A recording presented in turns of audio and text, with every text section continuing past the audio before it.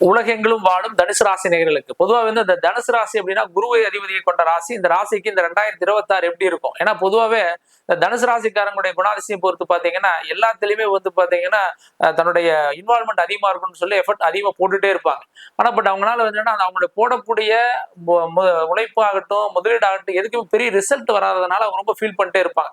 அப்பேற்பட்ட நிலை வந்து பாத்தீங்கன்னா கடந்த ஒரு 4-5 வருஷமாவே இருந்துட்டு இருக்கு.